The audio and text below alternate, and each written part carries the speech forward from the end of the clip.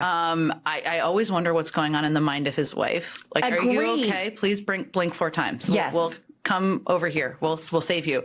And that he's willing to do anything to get there. Big Red getting kind of nasty. They always say that about all the wives of these politicians. They just think that if you're a woman, you must agree with my idiotic political theories. Kari Lake is a woman and doesn't agree with anything that these women say. And she joins us now. Good to have you on. What'd you make of that comment and just how nasty it was? You know, I thought we left spouses out of it. Where this is and of all of the spouses, Usha is just so lovely. What a wonderful woman. She just wants to raise her kids and be supportive of her husband, which I think is a very noble thing. And I've met her on the campaign trail, and all I can say is she's just a really lovely human being. And I'm thinking about in thinking about this segment tonight, and Jen Psaki, she's a mom with 2 kids. How would she feel if all of a sudden she was the focus of a target like this for no reason?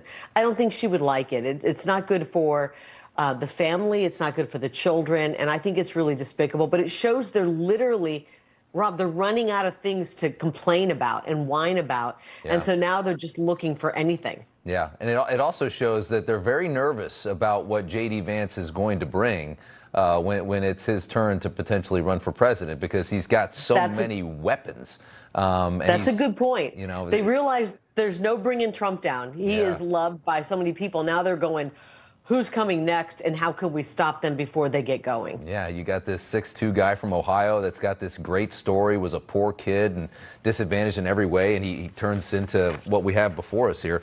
And he's very young, and he's got the look, and I think they're very scared about 2028, and I think they have a right to be, because not a lot of good candidates on their side, unless you think Gavin Newsom is really going to appeal in the swing states. I wanted to get to this before I let you go, because I thought this was an amazing story from the Wall Street Journal. After Joe Biden let all of these brutal killers off of the chain for execution. They were all on death row, and he gave them clemency on that, putting them just in prison for the rest of their life. These are people that deserve to die. Joe Biden didn't think so. Now putting them in a life sentence. Well, the president's saying, you know what, this is not going to be an easy life sentence anymore.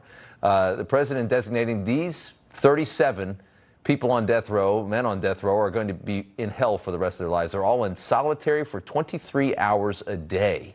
Via this presidential order, and they're going to be sent to the Supermax, I think, which is in Colorado as well. What a strong message of anti-crime when you get so much the other way from the left to just kind of put the slam down. Okay, we're not going to kill you, but you're going to be in 23 confinement. They're definitely not in a country club jail. That's for sure. It's a difficult jail to be in. I think it's the most difficult of all of the federal prisons. And, Joe Biden just thumbing his nose at juries that found these 37 people not only guilty, but worthy, and sentenced them to the death penalty. And Joe Biden, well, we think Joe Biden did it. I mean, let's face it. Who was really running the show? We know it was the auto pen. And so I'm not even sure if they would be legitimate the way that this last administration was run. But, I think prison should be a punishing environment. It shouldn't be a country club. It should be there to remind you why you're there, and you have a debt to pay. And these guys might wish that they hadn't had their sentence commuted or been pardoned from the death sentence. Locked down 23 hours a day, I think I'd want the electric chair. And you're right, we don't know if it was Joe Biden, because you remember how he talked with his crime bill back in the 90s. He was not a soft on crime guy. It's just another one of those executive orders that we have to question. Kari, good to see you. Thanks so much. Thanks, Rob.